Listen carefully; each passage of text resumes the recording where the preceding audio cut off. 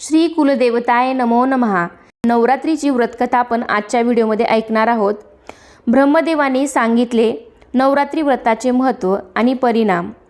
महिषासुर मर्दिनीची व्रतकथा आहे। शारदीय नवरात्री आई आदिशक्तीच्या उपासनेचा सण आहे।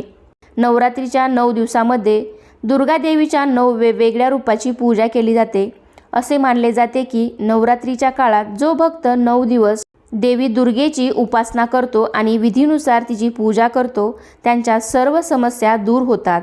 नवरात्रीचा उपवास करणाऱ्या प्रत्येक भक्ताने व्रतकथा ऐकणे किंवा वाचणे आवश्यक आहे। तुम्हीही नवरात्रीचे व्रत पाळणार असाल तर ही कथा नक्की ऐका। एकदा बृहस्पती आणि ब्रह्मदेव यांच्यात संवाद सुरू होता। या दरम्यान बृहस्पतींनी ब्रह्मदेवांना नवरात्रीच्या व्रताचे महत्त्व आणि परिणाम याविषयी विचारले। याला उत्तर म्हणून ब्रह्मदेव म्हणाले, हे बृहस्पती, प्राचीन काळी मनोहर नगरात पिठत नावाचा एक अनाथ ब्राह्मण राहत होता। पिठत हे माता दुर्गेचे खरे भक्त होते। त्यांच्या घरी सुमती नावाच्या मुलीचा जन्म झाला। पिठत हे दररोज माता दुर्गेची पूजा आणि हवन करायचे। यावेळी त्यांची मुलगी उपस्थित होती। एके दिवशी सुमती पूजेच्या वेळी उपस्थित नव्हती। ती तिच्या मैत्रिणीसोबत खेळायला गेली होती। हे पाहून पिठतला राग आला आणि त्यांनी आपली मुलगी सुमतीला ताकीद दिली की ते तिचे लग्न कुष्ठरोगी किंवा गरीब व्यक्तीशी लावून देतील। वडिलांचे हे शब्द ऐकून सुमती दुखावली गेली आणि म्हणाली, बाबा, तुमच्या इच्छेप्रमाणे करा। माझ्या नशिबात जे काही लिहिले आहे तीच गोष्ट घडेल। सुमतीचे हे बोलणे ऐकून पिठतला अजूनच राग आला आणि त्यांनी आपल्या मुलीचे लग्न एका कुष्ठरोगीशी लावून दिले। सोबतच पिठत आपल्या मुलीला म्हणाले, बघू नशिबावर विसंबून काय करतेस। वडिलांच्या कठोर शब्दांनी दुखावलेली सुमती स्वतःला शाप देऊ लागली आणि पतीसोबत जंगलात निघून गेली। गरीब मुलीची अशी अवस्था पाहून माता दुर्गा प्रकट झाली आणि म्हणाली की मी तुझ्या मागील जन्माच्या कर्माने प्रसन्न झाली आहे। यासोबतच माता दुर्गेने सुमतीला वरदान मागायला सांगितले। यावर सुमतीने दुर्गा मातेला विचारले, तुम्ही कोण आहात? त्यावेळेस दुर्गा माता म्हणाली की मी आदिशक्ती आहे। आज मी तुला तुझ्या मागील जन्माची गोष्ट सांगते। आई भगवतीने सांगितले की तिच्या मागील जन्मी सुमती ही निषाद भीलची पत्नी होती आणि तिच्या पतीसोबत एकनिष्ठ होती। एके दिवशी तुझा नवरा चोरी करताना पकडला गेला। त्यानंतर सैनिकांनी तुम्हा पतीपत्नींना दोघांनाही तुरुंगात डांबले। तुम्हा दोघांना तुरुंगात जेवणही दिले गेले नाही। नवरात्रीच्या दिवसात तुम्ही काहीही खाल्ले नाही, पाणीसुद्धा प्यायले नाही। अशा प्रकारे 9 दिवस नवरात्रीचे व्रत होते। माता भगवती पुढे म्हणाली की तुझ्या व्रताच्या प्रभावाने प्रसन्न होऊन मी तुला इच्छित वरदान देते।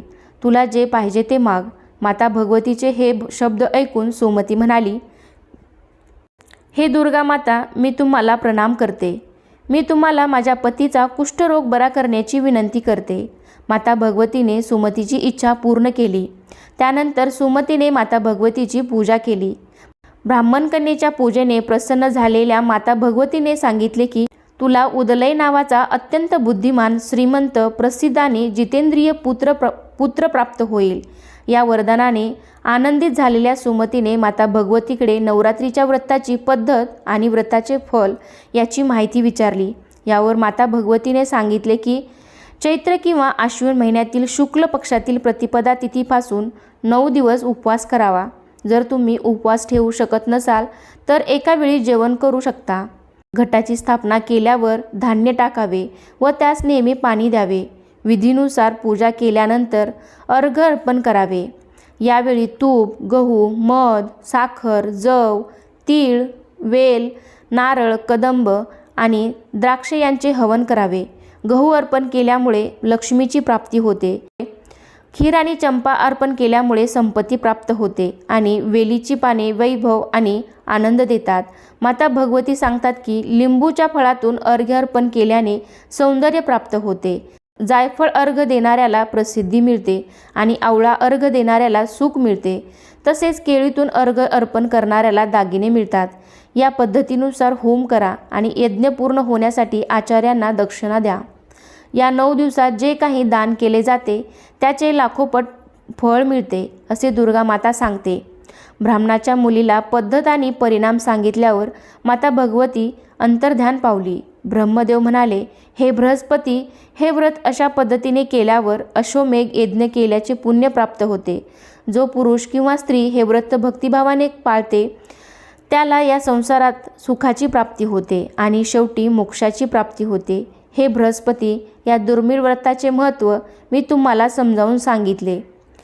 बृहस्पती म्हणू लागले, हे ब्रह्मदेव, तुम्ही माझ्यावर खूप कृपा केली आहे की मला या नवरात्रीच्या व्रताचे महत्त्व, जे की ते अमृतासारखे आहे, ते सांगितलेत.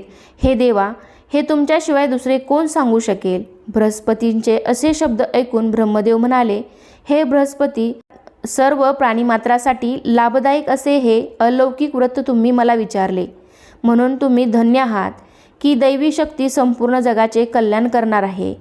महादेवीचा प्रभाव कोणाला कळू शकणार नाही. तर पुढे सकाळी आपली दैनंदिन कामे उरकून अंघोळ करावी.